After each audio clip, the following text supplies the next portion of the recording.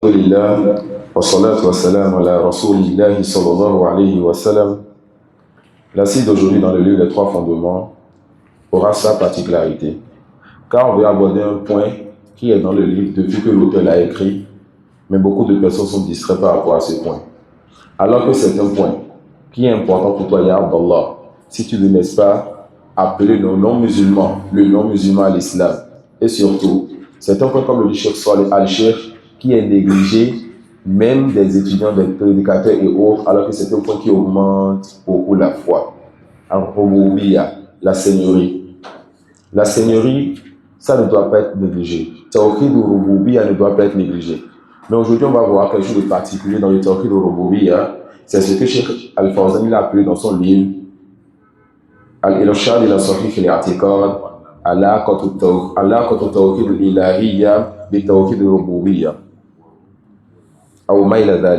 Cheikh Al-Fawzan, n'est-ce pas, il a écrit un beau livre dans la croyance et les livres, il en a écrit plusieurs. Hafizahullah. Il a, n'est-ce pas, à un moment donné, sur 2 à 3 pages, montré la relation qu'il y a entre le Tawhid al-Rububiyya et le Tawhid al-Uluhiyya. Et l'auteur, donc, Mohamed Ibn Abdul Wahhab, dans son livre ici, il a attiré l'attention sur cela pour celui qui prête attention.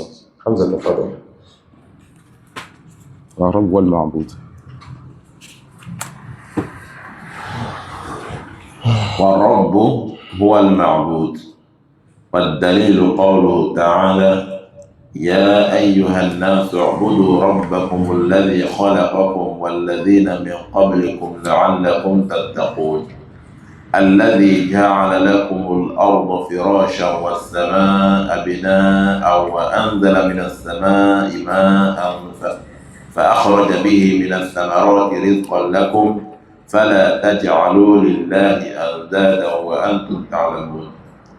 قال ابن كثير رحمه الله تعالى الخالق لهذه الأشياء هو المستحق للعبادة وأنواع العبادة. Non. Cette partie, c'est ce par quoi l'auteur il a fini, n'est-ce pas, la Rububiyya. La Rububiyya, c'était quoi? Les actions d'Allah. Rappelez-vous donc, il a commencé le livre lui-même, pas les introductions, le livre lui-même en nous disant qui est ton Seigneur, par quoi à qui qu'on est ton Seigneur. Et il a cité des versets qui montrent les actions d'Allah, n'est-ce pas? Et ces actions, c'est ça qui est sa Seigneurie, sa Rububiyya. Maintenant, l'auteur, Allah lui a facilité, n'est-ce pas, la science du tasnif. Il sait écrire. Et il a une bonne compréhension de sa religion. Donc, il a quitté donc les paroles sur le Rububiyya pour rentrer dans quoi? Dans Al-Uluhiyya. Mais par quelle transition il va rentrer dans Al-Uluhiyya? Il va vous montrer la relation entre la Rububiyya, la Seigneurie et Al-Uluhiyya, et le fait qu'Allah seul mérite l'adoration. Il dit donc, rahimahullah, wa rabbu wal ma'bud. Écrivez ça comme règle. Le Seigneur, c'est lui qui mérite l'adoration.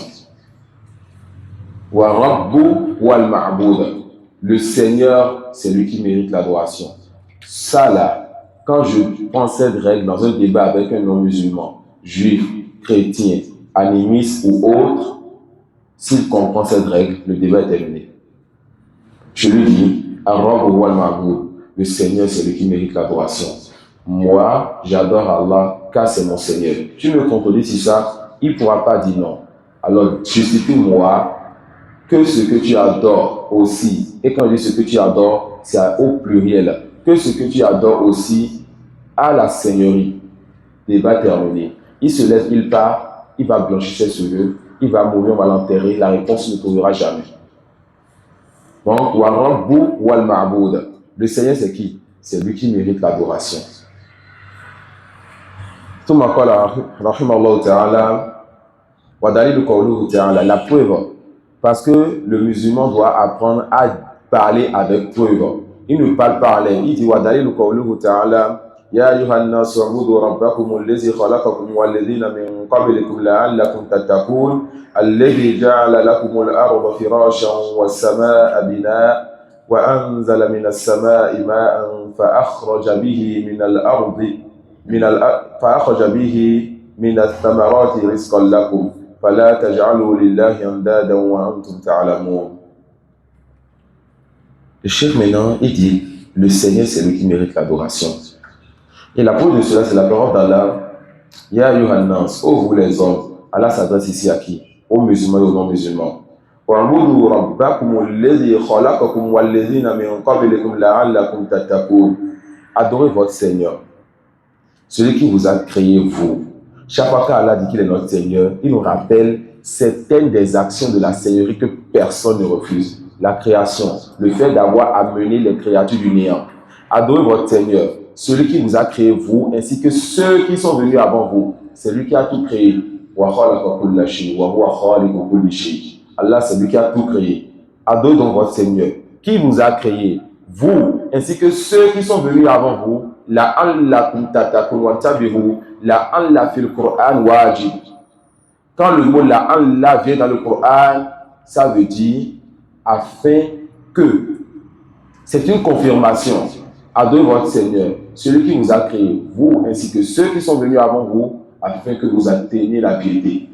J'ai déjà eu, n'est-ce pas, on m'a dit envoyer une fois la vidéo de quelqu'un qui serait musulman avant, parce qu'il y a le musulman aussi Rasmiya, celui qui est musulman sur son nom, mais qui n'a aucune relation avec l'islam. Cette personne a délaissé l'islam, il s'est égaré après avoir lu le Coran. On a dit tout à l'heure quoi? Les lections ne suffisent pas, et le Coran est un livre, mais pas comme les autres bien sûr, car c'est la parole d'Allah subhanahu wa ta'ala. Il a lu le Coran, il a vu dans le Coran que quand Allah subhanahu wa ta'ala dit faites telle chose, il dit la'allakum. Il dit priez, il dit jeûnez la'allakum. Adorez-le la'allakum. Et le la'alla dans la langue arabe, c'est pour arranger l'espoir. Donc tu espères la chose. C'est comme si on te dit, dans autre que le Coran, vas-y, je te demande de ramasser les 10 tonnes là en une semaine. Il se peut que je te donne 1 million. Le il se peut, là, ça veut dire que je ne suis pas sûr de te donner l'argent, n'est-ce pas? Donc lui, quand il lit le Coran, il dit la'allakum, il comprend, il se peut. Il se peut. Donc pour lui, Allah doute. Allah ne sait pas s'il va nous donner le paradis ou pas. S'il va nous pardonner ou pas. Si on va atteindre la piété ou pas. Ça fait partie des premières choses qui l'ont amené à dire subhanallah. Donc cette religion-là. Ensuite, il est allé voir d'autres versets du même Coran dans lesquels il a compris que Jésus serait, n'est-ce pas, celui qu'il faut suivre. Et il a tout expliqué en vidéo, qu'on m'avait envoyé dans le temps, pour me dire de réfuter ça. Mais les savants disent, c'est pas quelque chose qui mérite réfutation. Il y a certaines personnes qui ne sont pas connues, ne les fait pas connaître. Donc, Al-Muhim, quand ça vient dans le Coran, wajib, la chose, elle va se passer. Elle va se réaliser tant que tu viens avec la condition. On a al-wa'd wal-wa'id, la promesse et la menace. Deux choses qui s'opposent. Quand Allah fait une promesse, il réalise. Et quand il fait une menace, il se peut qu'il applique, il se peut qu'il n'applique pas, mais il va appliquer sur une partie des gens qui sont tombés dans ce qu'il a interdit. Quand ton père te dit, si tu as donc le BPC, mais si tu as le CEP, je te paie un vélo. Tu as le CEP 1 an, 2 ans après, le vélo n'est jamais venu. Ok, si tu as le BPC, je te paie une moto. 1 an, 2 ans après, c'est pas venu. Bon, si tu as le bac, je t'envoie en France. Papa, je suis avec mon argent.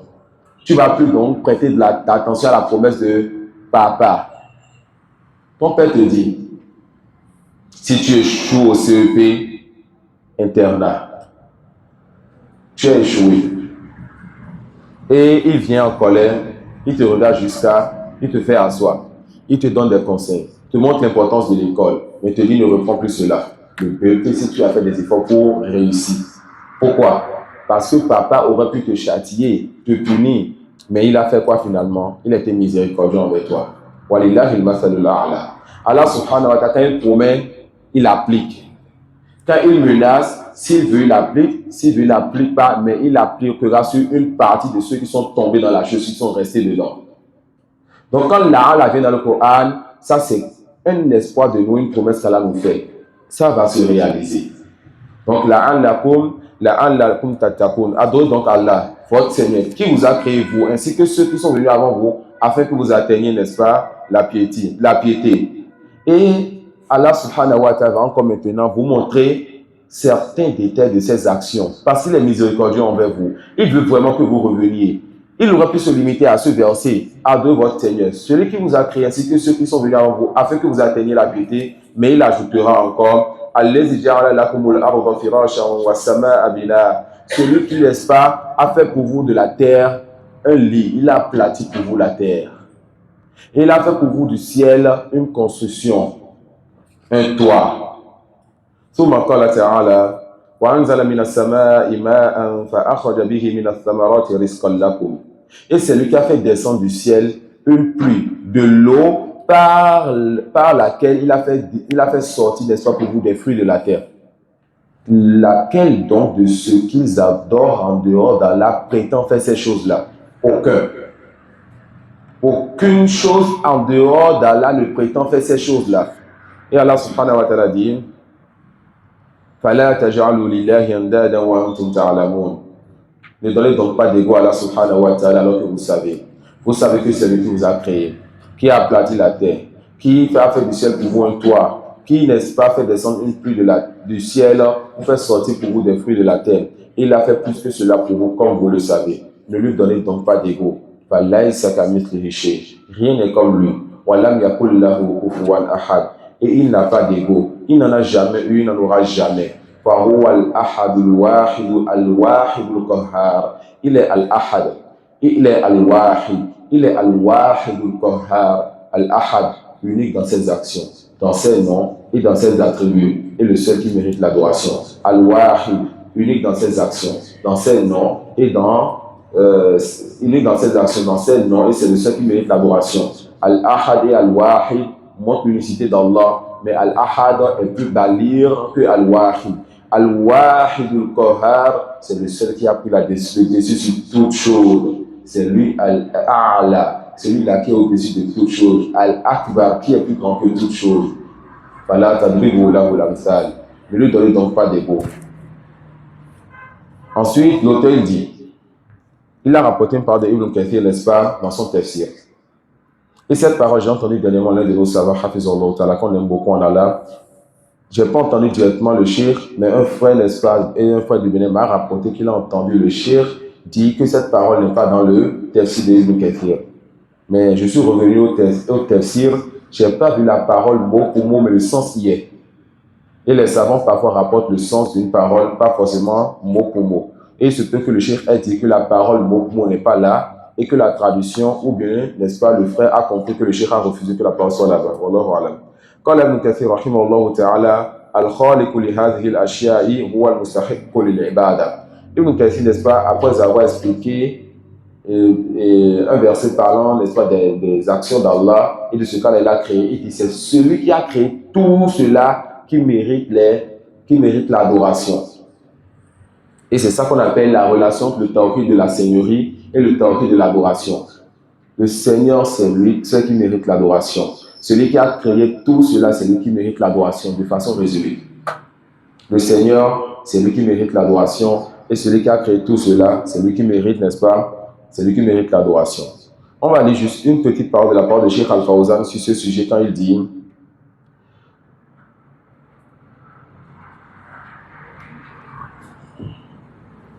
Ar-Rububiyya mustalzimun li tawhid al-ilahiyya. Ça, c'est une règle qui vous apporte. Que la seigneurie implique forcément le fait d'adorer celui qu'on a accepté comme Seigneur. Quand tu vois donc les attributs de seigneurie dans quelqu'un, forcément tu dois donc adorer cette personne. Le fait donc que tu attestes qu'Allah soit ton Seigneur, il t'a créé, t'accorde la subsistance, c'est lui qui donne la vie et la mort, apporte le bien et repousse le mal. C'est lui qui fait descendre la pluie du ciel, fait sortir les végétations de la terre, qui te nourrit et nourrit les animaux. Si tu acceptes ça, alors tu as accepté qu'il mérite l'adoration. Et tant que tu diras qu'aucun autre en dehors d'Allah n'a donc les attributs de seigneurie, tu dois dire la ilaha illallah, Allah seul mérite l'adoration. Donc le chef dit quoi? Ar-Rububiyyatu mustalzimun li tawhid al-ilahiyya. Que Ar-Rububiyya, cela implique forcément le tawhid al-uluhiyya. بمعنى أن الإقرار بتوحيد الربوبية يوجب الإقرار بتوحيد الإلهية والقيام به. C'est-à-dire celui qui donc atteste la seigneurie doit forcément attester, n'est-ce pas, l'adoration et donc adorer donc celui pour qui il a attesté la seigneurie. فَمَنْ عَرَفَ أَنَّ اللَّهَ رَبَّهُ وَخَالِقَهُ وَمُدَبِّرَ أَمْرِهِ وَجَبَ عَلَيْهِ أَنْ يَعْبُدَهُ وَحْدَهُ لَا شَرِيكَ لَهُ.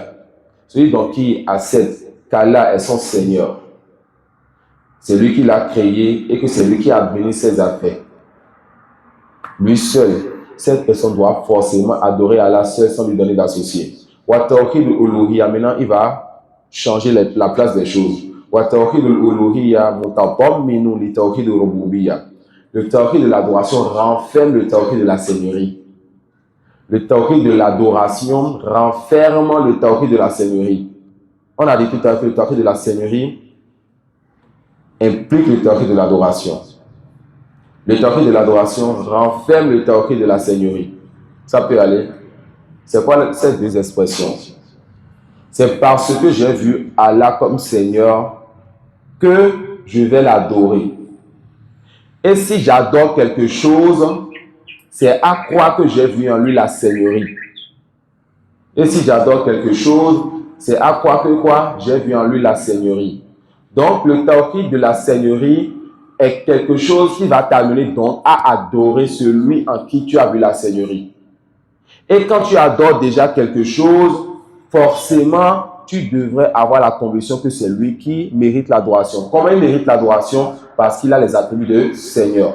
Donc, tawhid al-rububiyyah mustalzimun li tawhid al-uluhiyyah. Le tawhid de la seigneurie implique le tawhid de l'adoration. Wa tawhid al-uluhiyyah mutadamminu li tawhid al-rububiyyah. Le tawhid de l'adoration renferme le tawhid de la seigneurie. Donc, tout ce qui est adoré doit être un Seigneur. Si ce n'est pas un Seigneur, ça ne mérite pas l'adoration. On a compris ça? Tout ce qui est adoré doit donc avoir les attributs de Seigneurie. Si ça n'a pas les attributs de Seigneurie, ça ne mérite pas l'adoration. Donc, c'est quoi les attributs de Seigneurie? Parmi les plus importants, on a dit trois. La création, le mulk, le fait qu'il soit le maître, toutes choses lui appartiennent, et n'est-ce pas, le fait qu'il soit le qui administre tout, at-tadbir. وتوحيد الألوهية متضمن لتوحيد الربوبية بمعنى أن توحيد الربوبية يدخل ضمن توحيد الألوهية. C'est-à-dire le tawhid de la seigneurie rentre dans le tawhid de l'adoration. Vous allez alors comprendre pourquoi je disais dans une assise, toute personne qui adore autre Allah a fait le shirk dans les trois catégories de tawhid. D'accord? Toute personne qui adore autre Allah a fait le shirk dans quoi? Les trois catégories de tawhid. Celui donc qui invoque chez où cette personne a forcément fait quoi? Le shirk dans le tawhid de l'adoration. L'invocation est une adoration. Cette personne a pensé que chez où peut répondre. Répondre à ton évocation, c'est particulier à Allah comme action, seigneurie. Cette personne a pensé que chez où peut entendre son évocation dans sa tombe. Cette personne a fait le shirk dans quoi? Dans le asma wa sifat.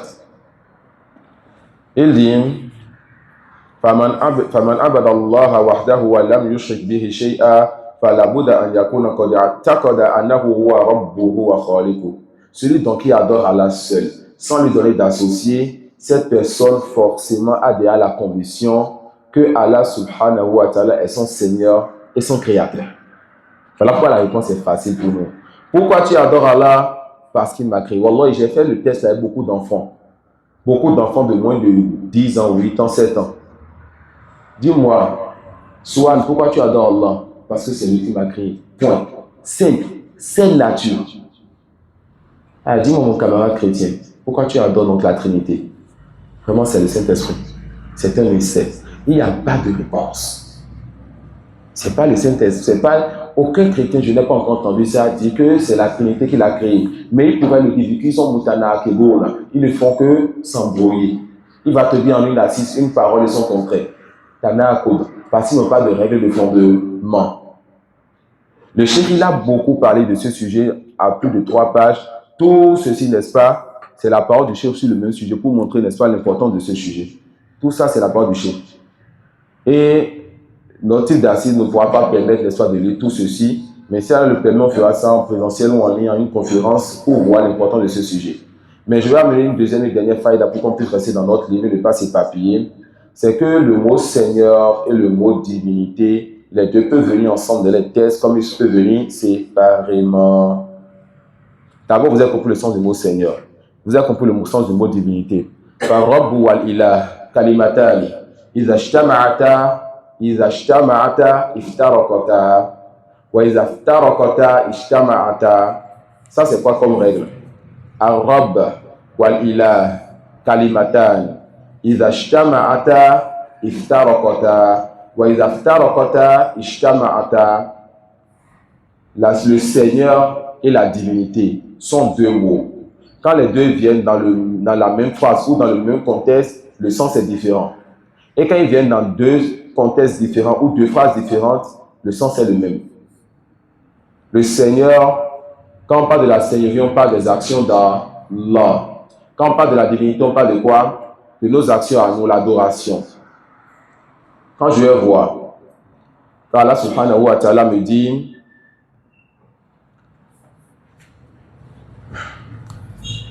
Kul a'udhu bi rabbin nas, malikin nas, ilahin nas. Le même contexte, rabbin nas, le même contexte, ilahin nas. On a dit quoi? Quand les deux viennent dans le même contexte, le sens est différent.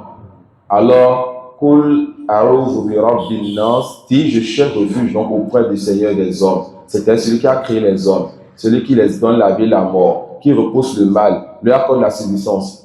Ilahin nas. C'est celui-là, ceux qui méritent l'adoration auprès des hommes. Donc, le premier verset parle de la Seigneurie, les actions d'Allah, et l'autre verset parle de quoi? Parle de la divinité, le fait que c'est lui seul qui mérite l'adoration. Quand l'un va venir et l'autre ne vient pas être dans le même contexte, dans la tombe on dira quoi? Man Rabbuk. Yani, Man Rabbuk wa ilahu. C'est qui ton Seigneur, c'est-à-dire c'est qui ta divinité. Ça peut aller. C'est qui ton Seigneur? C'est qui ta divinité? Et les exemples de cela sont multiples. Wallahu a'lam. Tafadala. On aime le français.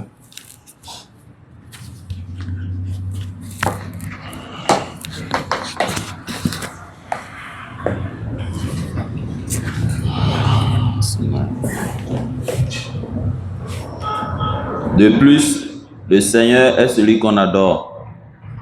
Ainsi, le Seigneur est celui qu'on adore, c'est-à-dire qu'il est celui qui mérite l'adoration, ou plutôt, il est celui qu'on adore car il mérite l'adoration. Pourquoi il mérite l'adoration? Parce que c'est lui qu'on adore. Pourquoi on l'adore? Parce que c'est lui qui est le Seigneur. D'accord, non. La preuve réside dans la parole d'Allah. Ô hommes, adorez votre Seigneur qui vous a créé, vous et ceux qui vous ont précédés, ainsi atteindrez-vous la piété. C'est dans ça le secret dans les versets et les hadiths où quand Allah nous appelle à son adoration, il nous rappelle que c'est lui notre Seigneur. Et pour être plus précis, il nous rappelle certaines de ses actions. Et on a dit, n'est-ce pas, de méditer sur la sourate An-Naba. On ne sait pas qui a fait ça. Al-Muwafaq man wafaqahullah. C'est lui qui vous a fait la terre comme lit et le ciel comme toit, qui précipite la pluie du ciel et par elle fait pousser toutes sortes de fruits pour vous nourrir. De lui, ne lui donnez donc pas d'ego alors que vous savez. L'expression « le Seigneur est celui qu'on adore » ne signifie pas que tout être adoré est un Seigneur. En effet, les divinités qu'on adore au lieu d'Allah et qui sont... Voilà pourquoi le Seigneur est celui qu'on adore. J'ai directement dit, le Seigneur est celui qui mérite l'adoration. D'accord? Car ce n'est pas tout ce qui est adoré qui mérite l'adoration. En effet, les divinités qu'on adore au lieu d'Allah et qui sont considérées par leurs adorateurs comme des seigneurs à la place d'Allah ne sont pas de vrais seigneurs. Quant au terme Seigneur, il signifie le créateur, le possesseur et l'organisateur de toutes choses. Il a cité les trois choses principales qu'on a toujours dit. Non. La preuve que le Seigneur est le digne d'être adoré. Cet appel s'adresse à toute l'humanité. Allah a ordonné aux gens de l'adorer seul, sans associer et sans lui attribuer d'égal. Il explique d'ailleurs qu'il mérite l'adoration car il est le seul créateur sans associé. Qui vous a créé? Ceci est un attribut distinctif qui justifie ce qui a précédé, à savoir adorez-le car il est votre Seigneur, celui qui vous a créé. C'est donc en raison du fait qu'il est le Seigneur et le Créateur qu'il vous est nécessaire de l'adorer. C'est pourquoi nous disons, quiconque reconnaît la Seigneurie d'Allah, se trouve dans l'obligation de l'adorer. Dans le cas contraire, il serait en contradiction avec sa croyance. Donc, on a Cheikh Moukha Abdul Wahhab qui apporte tout un paragraphe sur ceci, dans son livre Usul al-Thalatha. On a Cheikh Ibn Taymiyyah et tous nos savants qui ont eu à expliquer cette partie. Mais on a des étudiants qui ont prétendu étudier Usul al-Thalatha, mais qui ne connaissent pas cette relation entre la seigneurie et la divinisation, ou bien al-uluhiyya, la divinité. Afin que vous atteindrez la piété. La piété à taqwa signifie se protéger du châtiment d'Allah subhanahu wa ta'ala en suivant ses ordres et en délaissant ses interdits.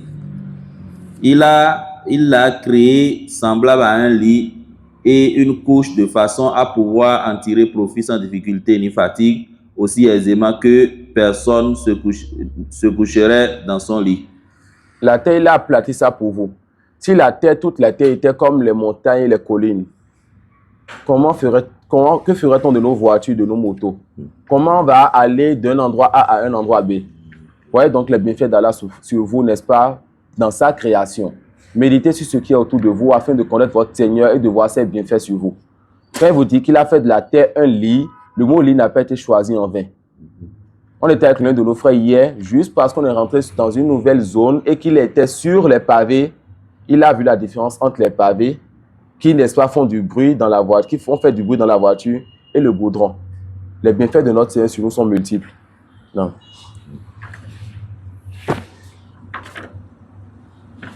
Qui précipite la pluie du ciel, c'est-à-dire au-dessus de nous, car le ciel est une construction pour les habitants de la terre, qu'Allah subhanahu wa ta'ala a décrite comme un toit protégé.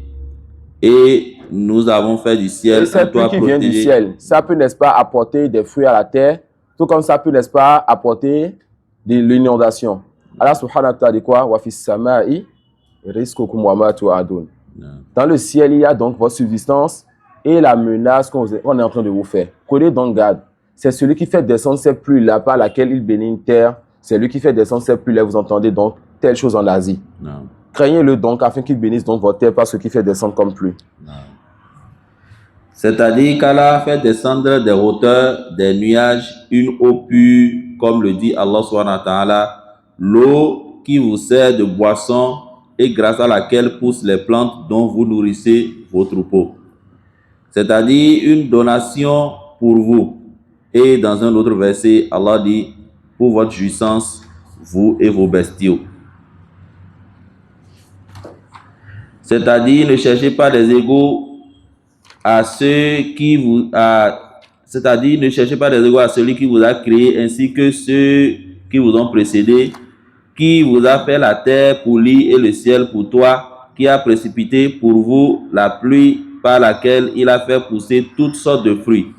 Ne lui cherchez donc point d'égaux que vous adorerez comme vous adorez Allah ou que vous aimeriez comme vous aimez Allah, car il ne convient pas de faire cela ni du point de vue rationnel et religieux. C'est-à-dire, vous savez qu'il n'a pas d'égal que la création. L'octroi de la subsistance et l'organisation de l'univers lui appartient. Ne lui attribuez donc point d'associé dans l'adoration. Ibn Kathir a dit, celui qui a créé ces choses est le seul digne d'adoration. Quant aux différentes formes d'adoration comme l'islam, la soumission, l'iman, la foi et l'ihsan, il s'agit du très célèbre imam ad-Din Abu al-Fida Ismail ibn Umar al-Qurayshi ad-Dimashqi al-Hafiz, auteur du tafsir, traité déjà du Coran, et du Tariq, traité d'histoire. Il est un élève du Cheikh al-Islam ibn Taymiyyah. Et dans son tafsir, la Muqaddimah, l'introduction de son tafsir, c'était, n'est-ce pas, tout simplement, il a rapporté Muqaddimah du tafsir de Ibn Taymiyyah. Il a eu à rapporter une bonne partie de la science de Ibn Taymiyyah, sans citer, n'est-ce pas, que c'était chez Ibn Taymiyyah après cela. Alors qu'à la base, cela n'est pas permis. On appelle ça, le vol de la science. Il n'est pas permis pour toi de rapporter la science de quelqu'un sans citer le nom de la personne.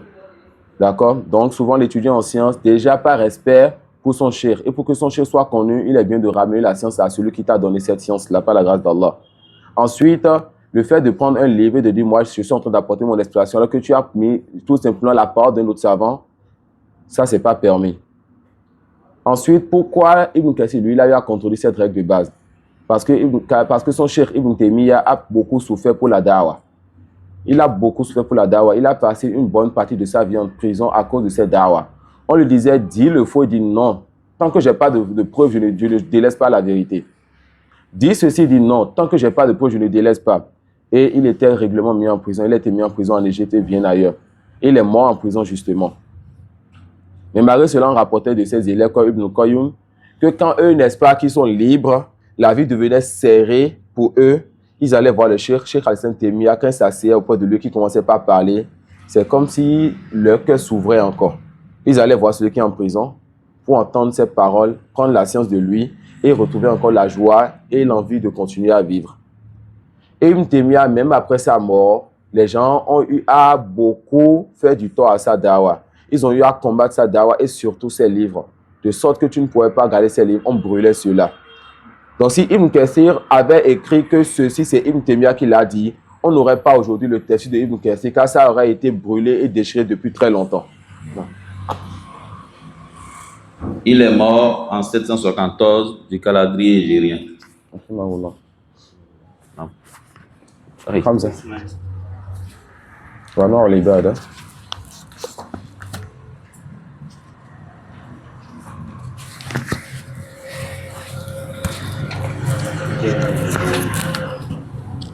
Et là, on va prêter attention car l'auteur veut nous citer bien les catégories d'adoration.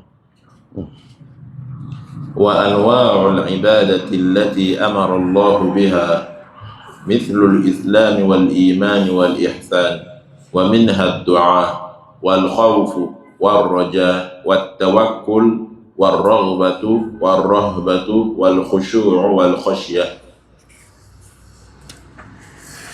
والإنابة والاستعانة والاستغاثة والاستعاذة والذبح والنذر وغير ذلك من أنواع العبادة التي أمر الله بها كلها لله تعالى والدليل قوله تعالى وأن المساجد لله فلا تدعوا مع الله أحدا. نعم. لا.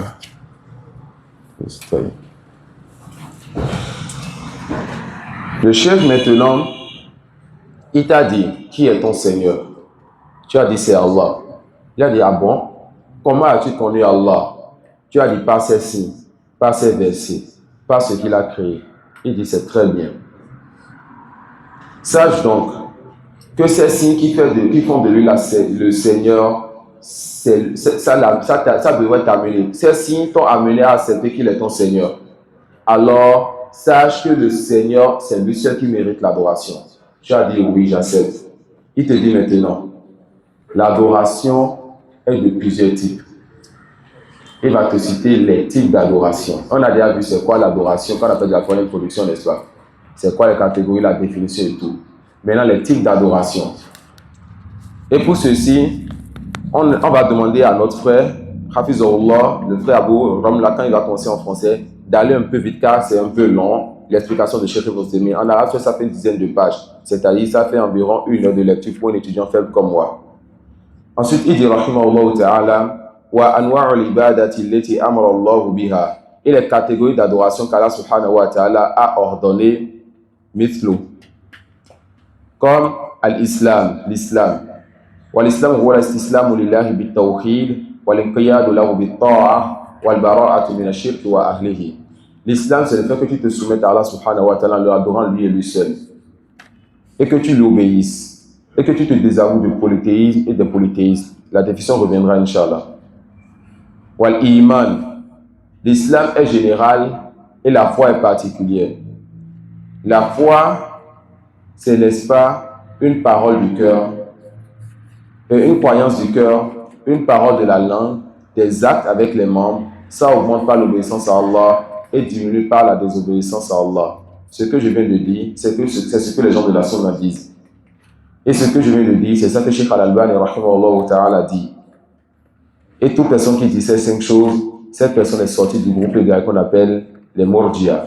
Cheikh Al-Albani, de son vivant, il avait déjà eu à dire cela et et a réfuté ceux qui lui disent qu'il est mordi. Et nous disons aujourd'hui, après ça, rahimahullah, que Cheikh Al-Albani, il dit que la foi est une croyance du cœur, que la foi est une parole de la langue, que la foi c'est des actes des membres, que la foi augmente et que la foi diminue. Donc les actes font partie de la foi. A cette été injuste envers le Cheikh, toute personne qui dit que Cheikh Al-Albani il est mordi.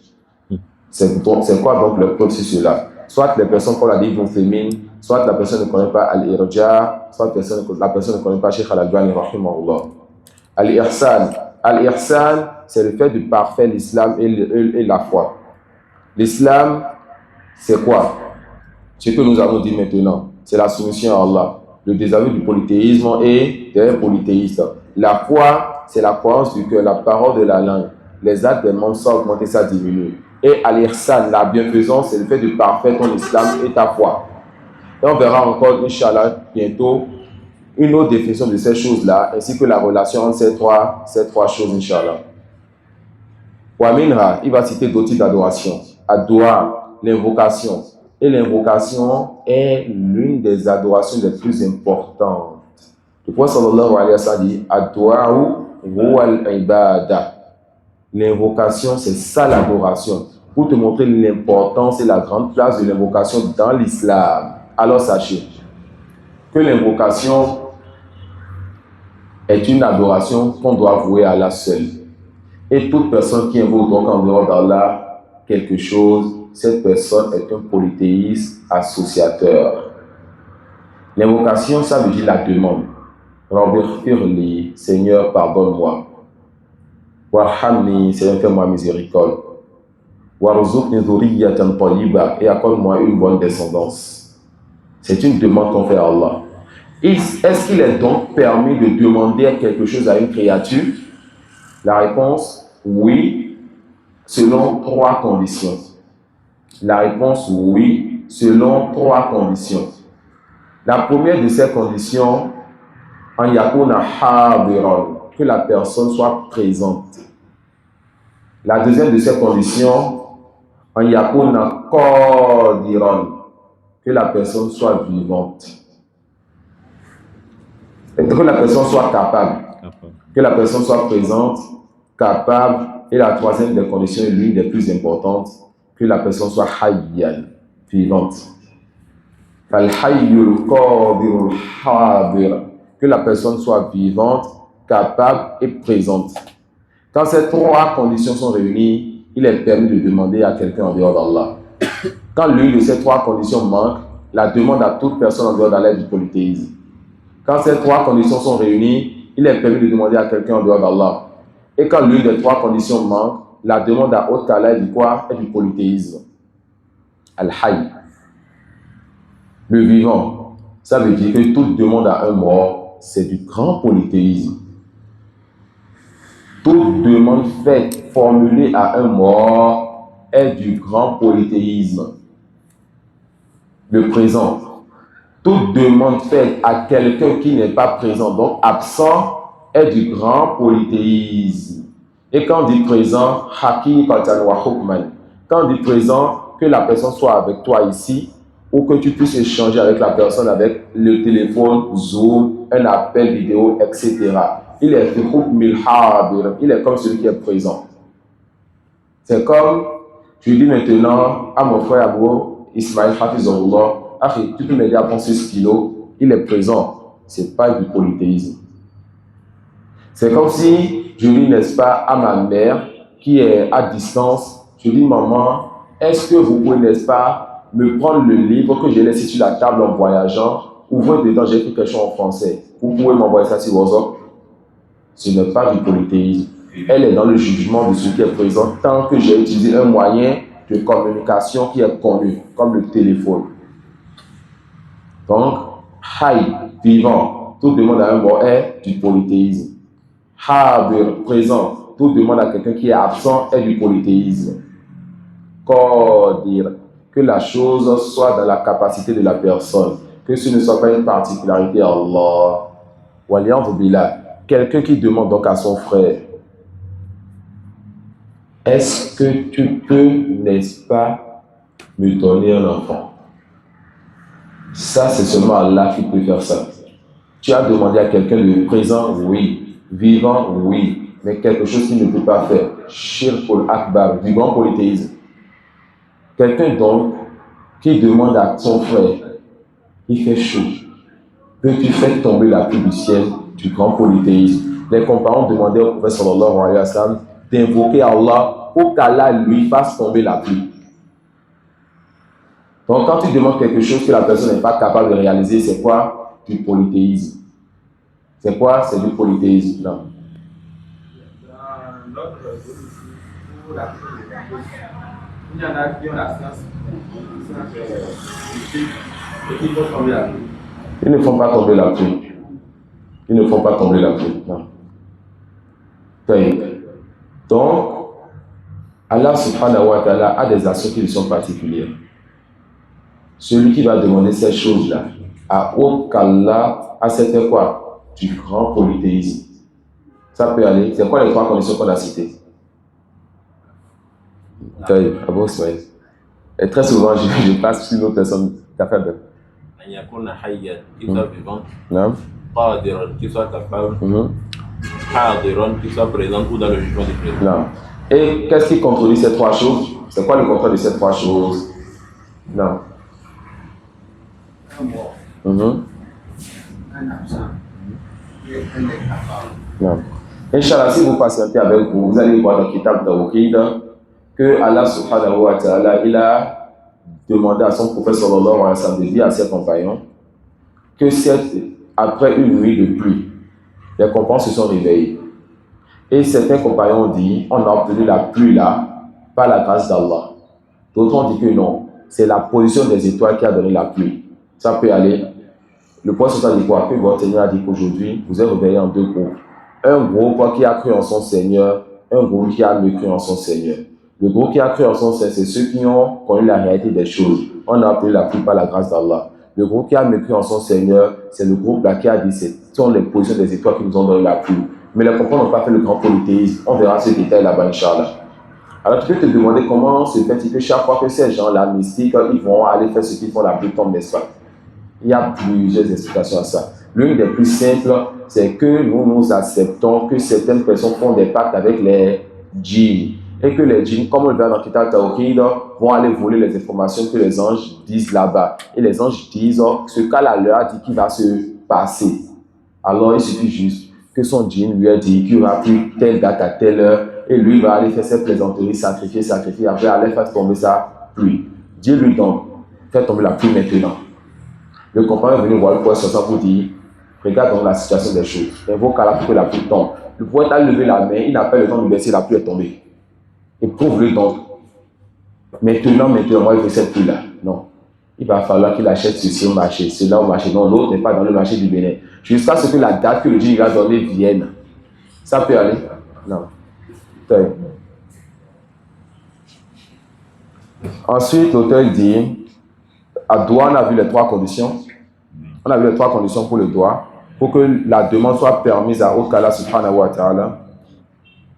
Donc, Inch'Allah, le Cheikh Moussé va donner plus de détails sur l'invocation, Inch'Allah.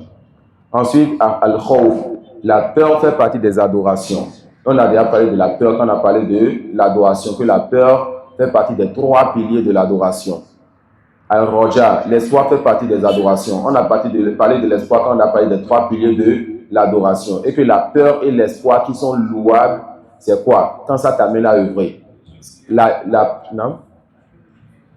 Non, la peur et l'espoir qui sont légiférés, c'est ce qui t'amène à légiférer. Tu crains le châtiment et la colère de ton Seigneur, alors tu œuvres.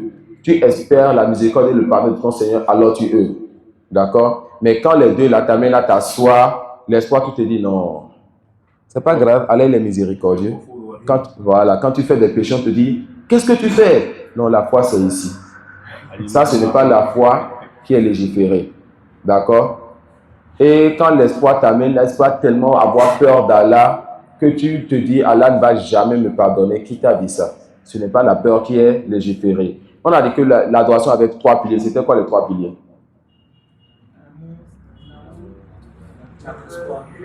L'auteur l'a cité dans son livre ici, la peur, l'espoir, mais il n'a pas cité l'amour. Ensuite, At-Tawakkul. Et At-Tawakkul, c'est une adoration du cœur. qui n'est pas permise à autre qu'Allah. À Tawakkul, il n'y a pas de détails dedans, tout comme on a donné des détails pour l'invocation ou la demande. On a dit que ça c'était permis pour les hommes s'il y a certaines conditions. C'est la même chose pour la peur et l'espoir. Tu peux avoir la peur naturelle d'un voleur, n'est-ce pas, qui te menace avec une arme. Tu peux espérer, n'est-ce pas, ce que ton père t'a promis comme récompense si tu as le bac. Mais le tawakkul plutôt, c'est quelque chose dans le cœur qui est pour Allah seul. C'est pour qui? C'est pour Allah seul. Ça ne se divise pas. Mais Cheikh Mousseline ici va nous montrer que le tawakkul se divise. Et ça, ce n'est pas correct. D'accord? Et celui qui va méditer sur ce que le Cheikh va dire, la personne verra qu'en réalité, le Cheikh ne parle pas de tawakkul, qui est le fait de placer sa confiance en quelqu'un. Mais il parle tout simplement du tawakkul, mais du tawakkil plutôt. Il parle du tawakkil, qui est le fait de confier quelque chose à quelqu'un. Tawakkaltu ala Allah, yani ufawwidu alayhi umuri, ou ilayhi umuri. Je place ma confiance à Allah, c'est-à-dire vers lui je me remets tout à lui. C'est l'adoration du cœur. Mais le tawakkil, c'est comme quand je dis maintenant à mon frère, s'il te plaît, est-ce que tu peux m'aider à prendre ceci là? Ou bien, plus clair que cela, je suis occupé. Je devais aller faire une course. Je demande à mon petit frère, moi je dois aller faire telle chose pour maman. Est-ce que tu peux faire cette tâche-là à ma place? Ou bien tout simplement, j'ai un produit, je remets à quelqu'un, tu peux livrer ça à mon client pour moi? Tout ça ne rentre pas dans le fait de placer sa confiance en la personne. Ça c'est quoi? C'est le tawakkul, tu lui as confié une affaire. Et tu peux confier une affaire à quelqu'un, mais douter donc de la personne, est-ce qu'il va faire ou pas? D'accord? Mais quand quelqu'un te rassure, on ne dit pas je place ma confiance en toi, ça c'est en Allah seul.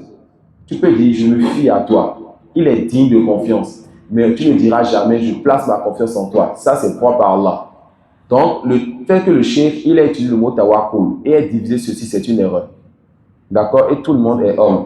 Et Allah a interdit, n'est-ce pas? Ou bien il s'est interdit le fait que quelqu'un d'autre soit parfait à part lui. On a dit que Subhanallah veut dire Allah, il est exempt de tout ce qu'on lui attribue comme fausseté. Allah, il a la perfection absolue et il est unique dans sa perfection. Unique dans sa perfection. Personne d'autre à part lui. D'accord? Tout ce que l'homme va faire, tu vas trouver un manquement dedans, forcément. Donc, rahimahullah ta'ala, mais quand il a expliqué ce qui est correct. Il a expliqué quoi? Il a expliqué le tawakkul, le fait de confier quelque chose à une personne tout simplement. Ensuite, ar-rahbatu wa rahbatu wal khushu'. Ça aussi c'est des adorations du cœur. Ar-rahbatu, c'est comme l'espoir, mais quand on veut mettre la différence entre ar-rahbatu et ar-raja, c'est l'espoir qui t'amène à œuvrer. Et ar-raja, c'est l'espoir tout simplement. Et ar-rahbatu, avec le ha, ça c'est la peur ou bien la crainte. Et vous voulez montrer la différence entre ar-rahbatu avec le ha et le khawf. On dira que le rahba, c'est la peur qui t'amène à œuvrer, à fuir le mal. C'est la peur qui t'amène à délaisser le péché et à aller vers Allah. Et le rahba, avec le rain, c'est l'espoir qui t'amène à avancer vers Allah. D'accord? Donc, ce qu'on a dit sur l'espoir et la peur avec les œuvres, c'est beaucoup plus précis sur le rahba et le rahba. Et quand les deux viendront ensemble, on dira que le raja, c'est tout simplement l'espoir. Et le rahba, c'est l'espoir qui t'amène à œuvrer. La même chose pour la peur, la khawf et ar-rahba. Al-khushu', l'humilité, n'est-ce pas? Al-khushu', l'humilité fait partie aussi des adorations. Ou al-khashya. La khashya, c'est la crainte aussi.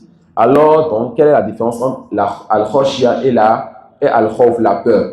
Les savants disent que la khashya, c'est la peur qui résulte de la science.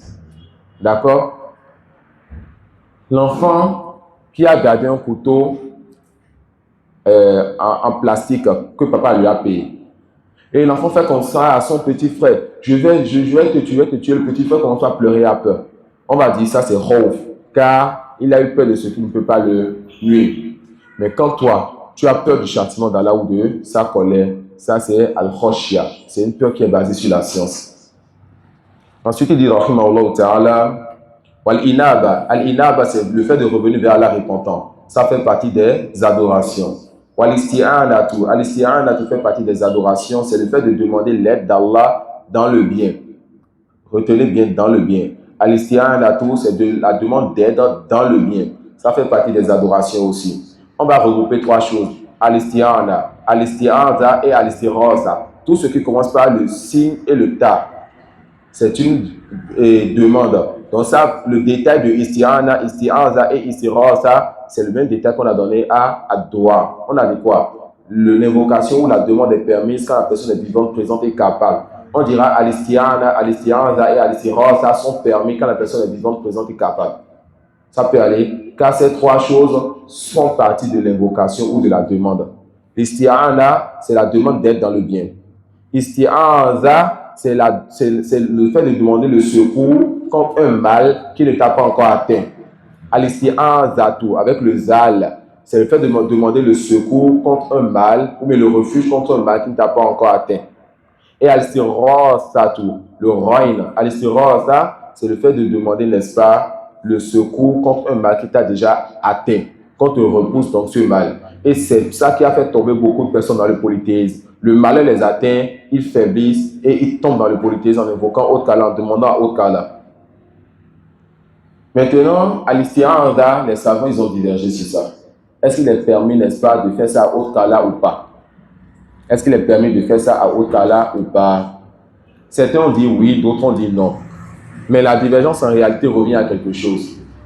Est-ce que al-isti'aza est comme at-tawakkul, qui est une adoration seulement du cœur? Ou bien, est-ce que al-isti'aza a une grande partie qui est liée au cœur? Celui qui dit oui dit que c'est interdit de faire ça au Allah.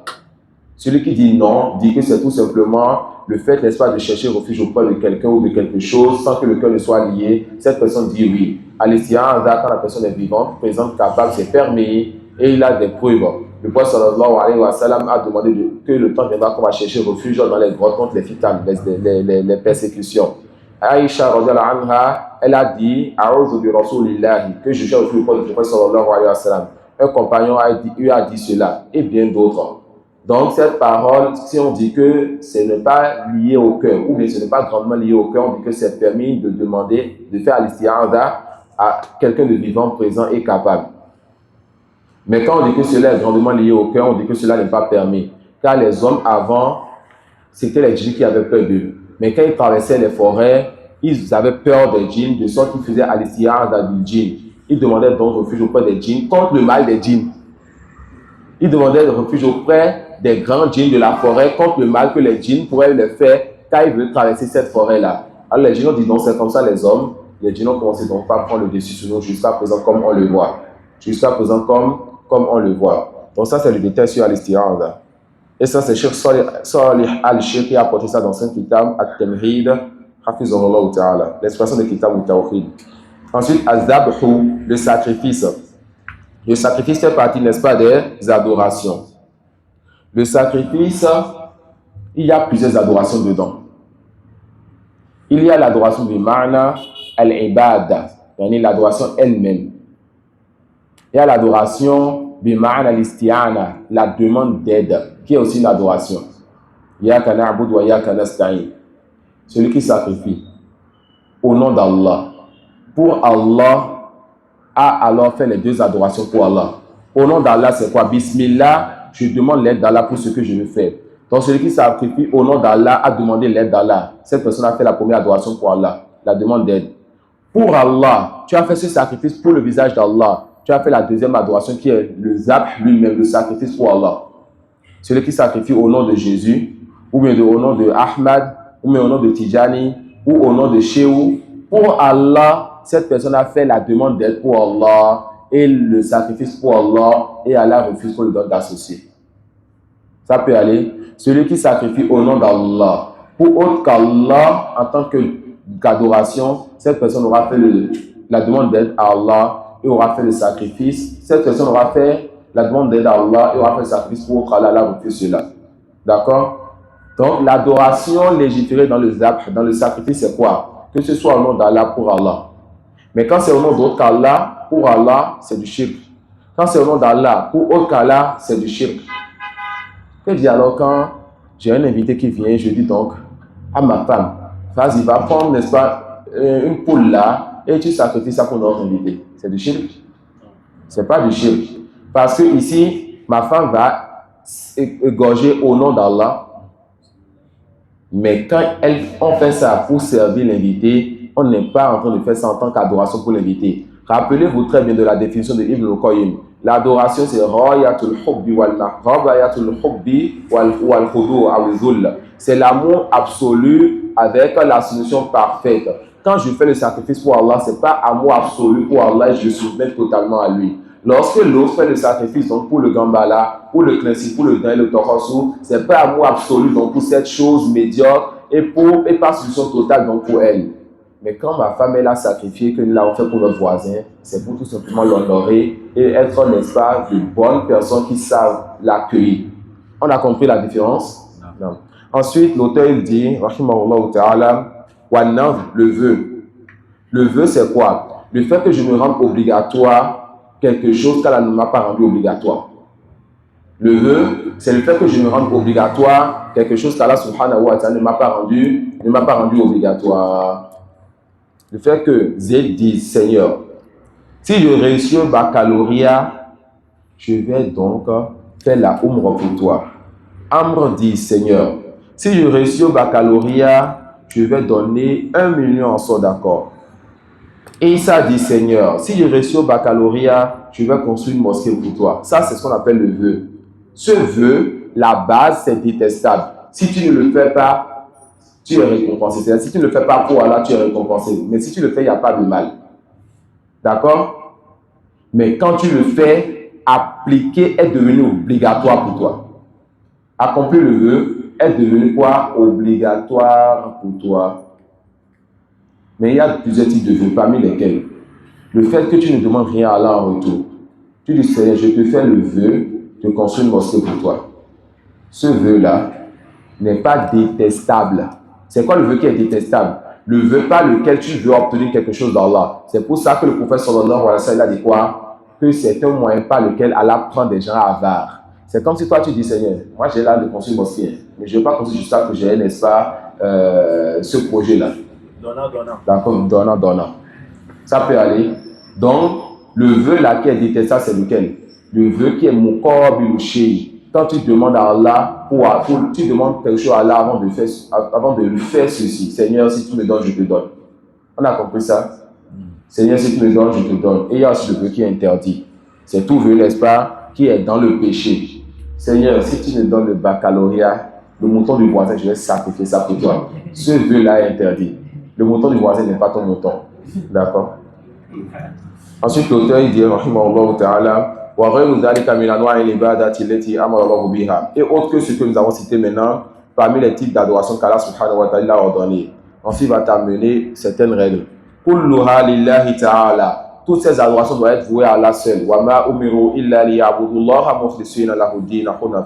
Allah nous a ordonné de l'adorer lui seul. Je n'ai que les djinns et les hommes si ce n'est que pour qu'ils m'adorent. Et dit et les masajid sont pour Allah. N'adorez donc en dehors d'Allah personne. Le masjid, c'est soit le lieu où on prie, la mosquée. C'est soit l'endroit où tu poses, n'est-ce pas, ton front. L'endroit sur lequel tu fais le sujoud, là où tu poses ton front. On appelle ça aussi masjid. Donc, ce verset est une preuve pour dire quoi? Je ne me prosterne pas. Je ne m'incline pas pour quelqu'un, même pour saluer la personne.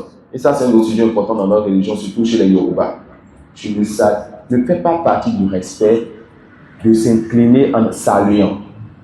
S'il y avait un respect dans cela, les compagnons auraient fait cela pour le prophète sallallahu alayhi wa sallam. S'il y avait un respect dans le fait de s'incliner pour saluer quelqu'un, les compagnons l'auraient fait. Que dit encore si, lorsqu'on a su que le prophète il a interdit cela? D'accord? Que dit encore lorsqu'on sait qu'il a interdit cela, sallallahu alayhi wa sallam? Lui, il a interdit dans sa communauté, toi tu dis que les gens font ça à Youssouf. Alors que dans Youssouf le fait, on dit quoi? Que la législation des autres peuples est une législation pour nous tant qu'un texte de notre législation n'a pas refusé cela. D'accord? Donc Alpha qui veut débattre sur ceci, on dira Alpha va apprendre les règles de Usul al-Fiqh. La science avant la parole. Tu vas débattre après avoir appris. L'ignorant, on lui enseigne, on ne débat pas avec lui. Donc il dit وغير ذلك من أنواع العبادة التي أمر بها وكلها لله تعالى ودليل قوله تعالى وأن المساجد لله فلا تدعوا مع الله أحدا. Et n'adore donc en dehors d'Allah personne, c'est-à-dire personne sans exception. La preuve de cela toujours dans le verset, on a déjà vu le la négation. Ma Allah ahadan, ahadan nakira. C'est quoi nakira? L'indéfini. La négation, l'indéfini, ça fait al-umum, la généralité. Donc, ce verset est général. N'adore donc en dehors d'Allah subhanahu wa ta'ala ou n'adore avec Allah personne. Il dit faman sarafa minha shay'an li ghayri Allah fa huwa mushrikun kafir. Celui qui va donner l'une de ces adorations à autre qu'Allah subhanahu wa ta'ala, est un mécréant, un polythéiste. Wadalil, voyez le nom de fois, le cheikh il a dit Wadalil le Qawluhu ta'ala. Wadalil le Qawluhu ta'ala. La preuve c'est Allah qui a dit. Après on nous dit que ce livre-là c'est le livre des Wahhabites. On dit oui. C'est le livre de qui? Al-Wahhab. Le livre est rempli de la parole de Al-Wahhab, la parole d'Allah subhanahu wa ta'ala. Si c'est ce sens que vous voulez, nous acceptons que ce livre, c'est le livre des Wahhab. Soit le livre des Wahhabites. C'est qui Al-Wahhab? Ça fait partie des noms d'Allah. Celui qui donne beaucoup. Et Allah s'est donné beaucoup de chance à ce shirk. Et Allah a béni sa da'wa. Vous savez comment l'Arabie Saoudite était avant le shirk là? Vous savez comment l'Arabie Saoudite était?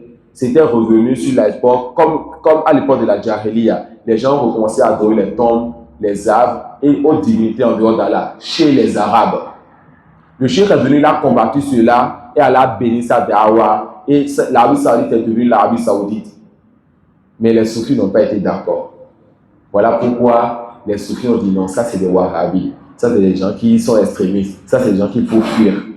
Pourquoi? Parce que la da'wa là dit aux soufis, vous devez suivre Mohammed sallallahu alayhi wa sallam. La da'wa là dit aux soufis, vous ne devez pas invoquer Chéoui. D'accord? Ça c'est notre da'wa qui dit ça. Ce n'est pas le shirk qui dit ça. Et notre da'wa c'est la da'wa de qui? C'est la da'wa d'Allah. C'est là qui dit n'invoquer donc en dehors de lui personne. Ce n'est pas la parole de shirk. Donc quand vous dites wahhabi, quand suit Mohammed ibn Abdul Wahhab, on dit non. Mais si vous dites wahhabi, quand suit la religion de Al-Wahhab, on dit oui. On suit la religion d'Allah. Et tous les livres, vous verrez ça dans tous ces livres, jusqu'à Kitab Tawhid qui est très étonnant, vous allez voir que c'est rempli de versets, de sorte que tu as pensé que tu es en train de faire un livre de tafsir. D'accord? Il dit Wadalil qawluhu ta'ala wa man yad'u ma'a Allahi ilahan akhar la burhana lahu bih fa innama hisabuhu inda rabbih innahu la yuflihul kafirun. Allah subhanahu wa ta'ala dit que celui donc qui adore, et ça c'est une règle qui est venue dans ce verset aussi, celui qui adore en dehors d'Allah une autre divinité, cette personne n'a pas de preuve. Le polythéiste n'a pas de preuve pour justifier son adoration. Aucun polythéiste n'a de preuve pour justifier son adoration, quelle que soit sa croyance, la Trinité ou le fétiche. Cheikh Albani l'a dit plus d'une fois, Ashirku millatun wahida. Le polythéisme est une seule et même religion. Aucun polythéiste n'a de preuve pour justifier, n'est-ce pas, son adoration. Ensuite, après ça, l'auteur, rahimahullah ta'ala, il va apporter maintenant, pour chaque adoration, citer sa preuve. On va demander au frère d'aller un peu vite sur la lecture, Inch'Allah. Et j'espère qu'on finisse le premier fondement au cours de l'après-midi. Walhamdulillahi rabbil alamin.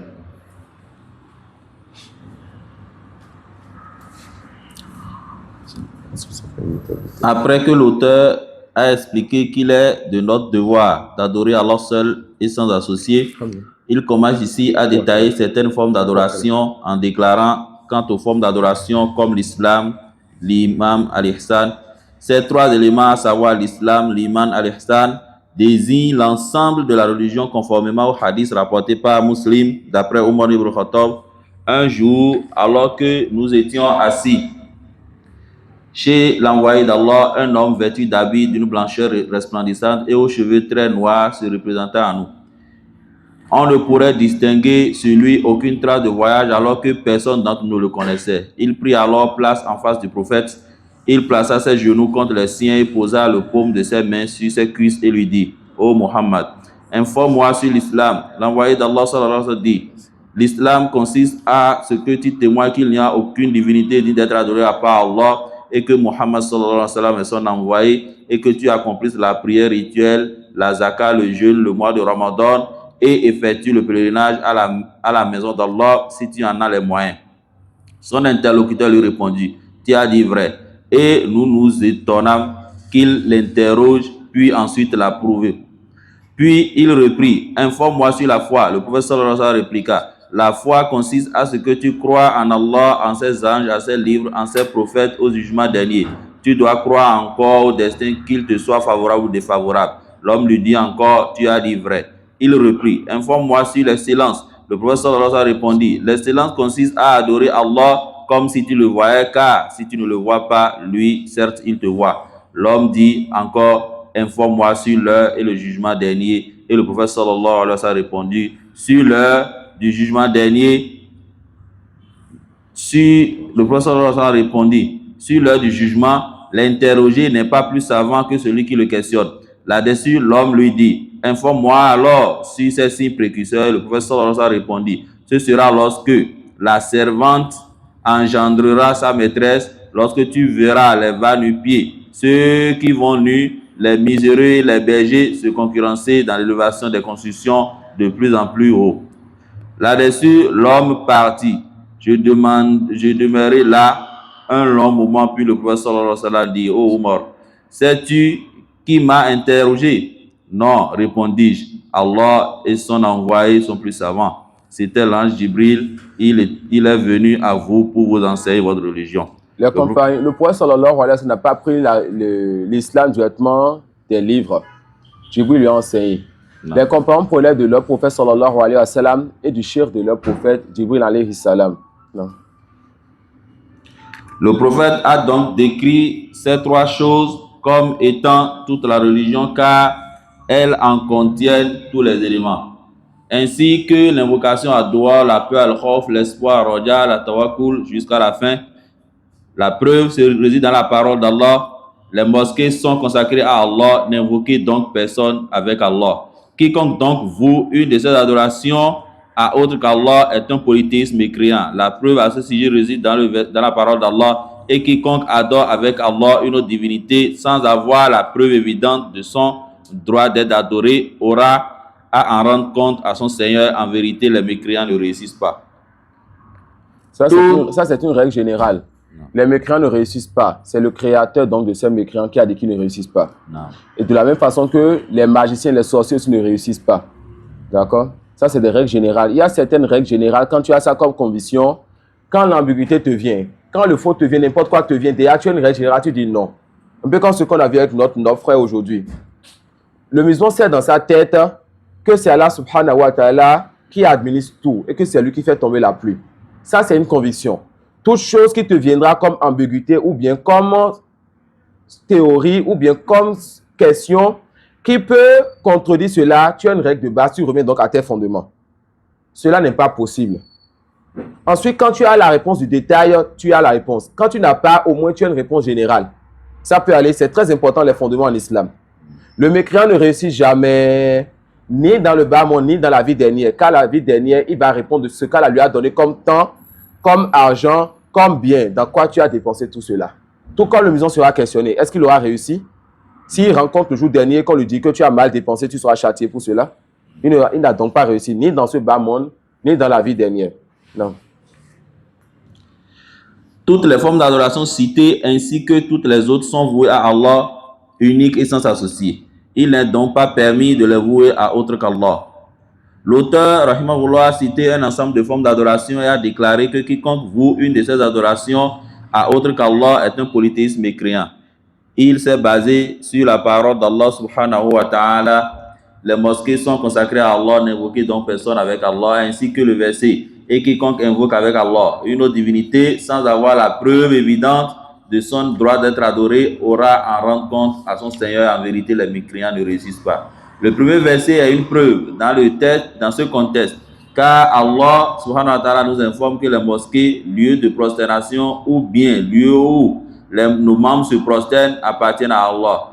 Il a fait suivre cette information de sa parole, n'invoquez donc personne avec Allah, c'est-à-dire n'adorez rien au moyen de la prosternation en dehors de lui. Le second verset est une preuve dans ce contexte. Ce que je conseille parfois à certains frères avec lesquels je révise, je ne lis pas tout le temps avec eux les sept traditions, mais avec certains je le lis. C'est que quand ensemble on voit le ta'liq, on lit l'arabe et on explique.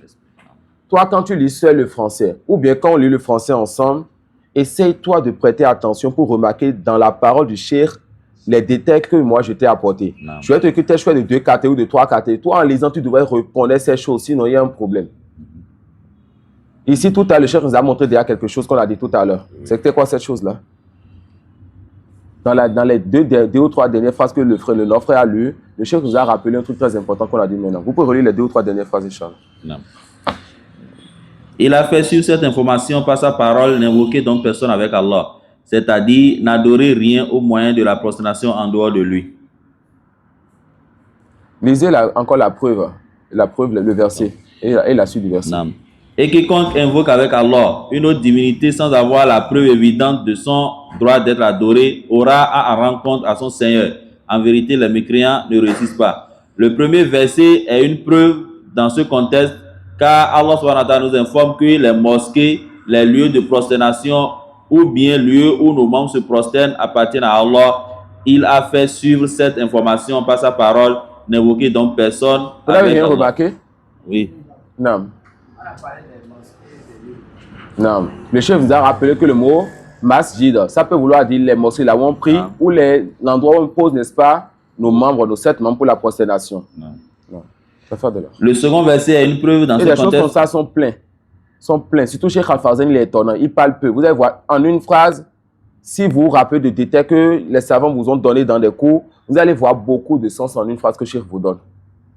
Et c'est ça qui fait la force donc, de l'étudier en sciences, où il va lire une phrase, il peut vous parler pendant 15 minutes et vous apporter des fawaïd. Pas qu'il va vous amener, n'est-ce pas, la part de 10 savants, non. Une seule parole de savant ou un seul verset lui suffit, n'est-ce pas, pour pouvoir vous amener beaucoup de fawaïd. D'accord? Mais quand lui voit cette parole-là, qui est déjà remplie de fawaïd, mais il va faire quoi? Aller vous amener plusieurs paragraphes de beaucoup de livres. C'est peut-être parce qu'il n'a pas encore compris ce qui était dans ce verset. Mais il sait qu'à cet endroit, il faut parler de tout ceci. Le second verset est une preuve dans ce contexte, car Allah subhanahu wa ta'ala a expliqué que quiconque invoque une autre divinité, en plus d'invoquer Allah, est mécréant. En effet, Allah dit, en vérité, les mécréants ne réussissent pas. Donc, en outre, le mécréant n'est pas seulement celui qui adore plusieurs divinités. Non. Il adore plusieurs divinités en plus d'invoquer Allah. Non. Donc, juste le fait d'adorer Allah ne suffit pas. Quand je vois donc un évangélique ou autre qui me dit qu'il adore Allah, je dis que ça ne suffit pas. Le débat n'est pas sur le fait que tu adores Allah, mais que tu adores Allah seul comme Allah veut, pas comme tu veux toi. Non. Sallallahu alayhi wa sallam. En outre, dans sa parole, sans avoir la preuve évidente de son existence, nous pouvons déduire qu'il n'existe pas d'argument prouvant la multiplicité des divinités. Ainsi, on a pris cette règle, non. Que le mécréant n'a pas d'argument. Non. Ainsi, cette caractéristique, sans avoir la preuve évidente de son existence, est donc informative et explicative. Il ne s'agit pas d'une caractéristique limitative qui ne concernerait pas ceux qui possèdent la preuve au sujet de la multiplicité des divinités.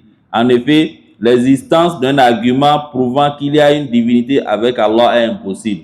Non. Ça, c'est une croyance que nous avons, c'est une conviction que nous avons. Non. De sorte que quel que soit le groupe qui est devant nous et on débat, tant qu'on débat avec science, car l'une des conditions importantes pour le débat, c'est avoir la science. Quand tu as la science et que tu débats avec n'importe qui, tu sais que quel que soit ce qui va amener comme philosophie, il ne va jamais sortir de preuve pour justifier l'adoration d'autre qu'Allah. Ça, c'est une croyance, c'est un fondement. Et sur ça, tu bases tout le reste. Voilà pourquoi tu peux être là et quelqu'un va venir te dire « Ah, quelqu'un a justifié l'adoration de quelqu'un. » Tu dis « C'est faux. » Tu n'as pas... C'est faux. Tu n'as pas entendu. C'est faux. Tu n'étais pas là. C'est faux. Ça peut aller. C'est comme Abou Bakr. Il est là, et le prophète sallallahu alayhi wa sallam, en une nuit, dit que lui, sans avion, sans bateau, sans rien, il dit que lui, il est allé en Palestine. Il a quitté Makka pour Palestine. Et quitte Palestine, il va jusqu'au 7e ciel et il revient la même nuit. Les Arabes de Quraysh ont dit, Machallah, on l'a eu maintenant, ce grand menteur. Ils sont venus voir Abou Bakr, As-Siddiq, celui qui l'a rendu véridique aussi. Ils ont dit, tu vois ce que ton compagnon dit? Il a dit quoi? Il a dit que lui, en une nuit, sans avion, sans fusée, sans TGV, il quitte donc Makka ici, il va en Palestine. Il a le temps de prier là-bas. Il fait le voyage nocturne et il revient. Abou Bakr dit, si il a dit, c'est très important de savoir comment parler, de comment répondre. Si il a vraiment dit, je le rends véridique. Il a rendu véridique sur le fait que sur terre, il reçoit la révélation de celui qui est au-dessus des 7 cieux. C'est ça qui sera là étonnant. On a des bases. Lorsque Abou Bakr a la conviction qu'il est le messager d'Allah et qu'Allah, au-dessus des cieux, lui apporte la révélation, c'est pas ça qui sera impossible alors. Quand tu es sur tes fondements, le reste ne peut plus te bouleverser. Tu sais dire oui ou non, même si tu ne connais pas le détail. Et quand le détail vient, ça t'augmente tout simplement en foi. De même, il y a le hadith suivant, l'invocation est l'essentiel de l'adoration. La preuve se trouve dans la parole d'Allah. Et votre Seigneur dit, invoquez-moi, je vous exaucerai. Ceux qui par orgueil se refusent de m'adorer entreront bientôt dans l'enfer humilié. L'auteur commence ici à énumérer les preuves concernant les différentes catégories d'adoration citées dans ces paroles. Quant aux différentes formes d'adoration comme l'islam, la foi, la bienfaisance, ainsi que l'invocation jusqu'à la fin. Il commence donc à citer les preuves concernant l'invocation. Viendra ensuite l'explication des preuves concernant l'islam, l'iman et al-ihsan.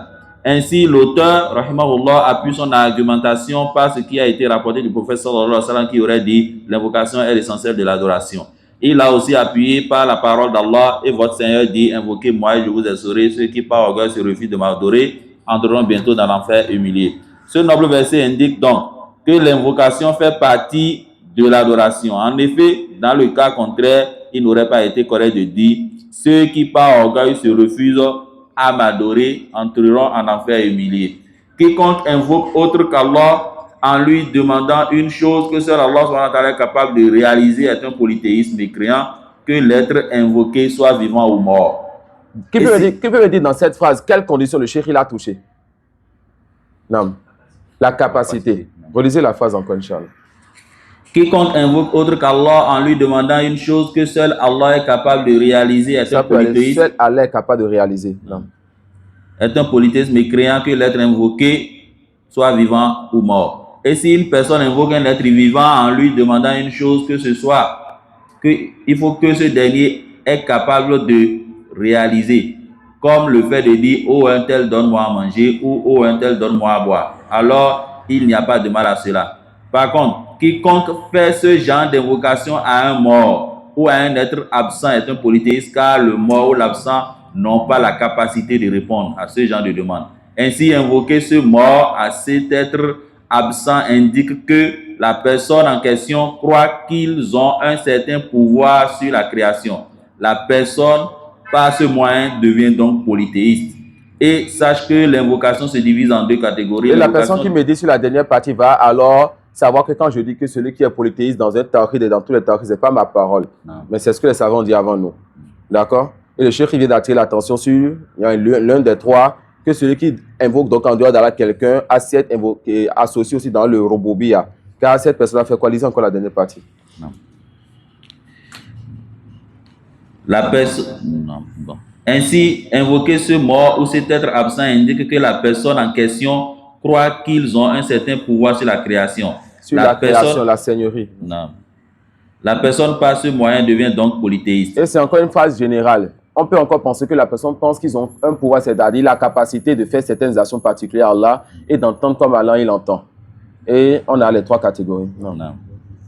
Et sache que l'invocation se divise en deux catégories. L'invocation de demande et celle d'adoration. Et ça, c'est le détail que je disais que le chef va nous donner, Inch'Allah. L'invocation de demande consiste à demander que l'on réponde à un besoin. C'est une adoration si elle est dirigée du serviteur vers son Seigneur.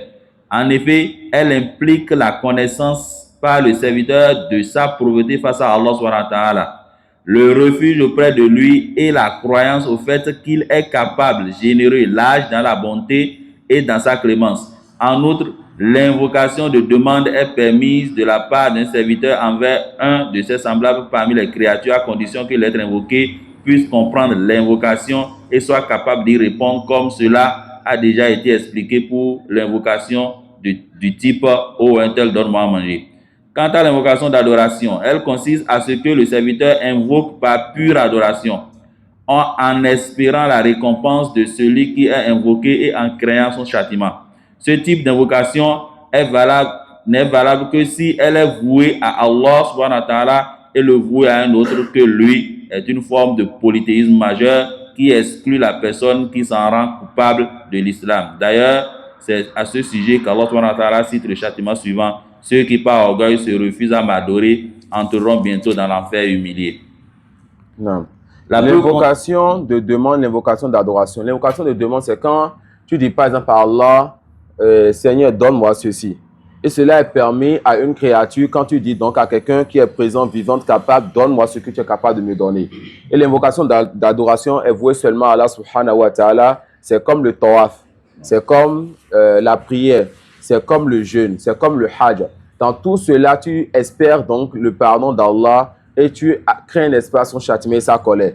Donc cela aussi est une invocation, c'est une demande que tu fais à Allah dans la situation de l'adoration.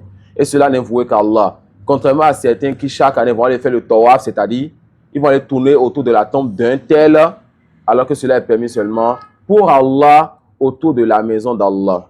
Wallahu a'lam, on va s'arrêter sur ceci, inshallah. Wa jazakumullahu khairan. Subhanaka wa bihamdik, ashhadu an la ilaha illa anta, wa astaghfiruka wa atubu ilayk.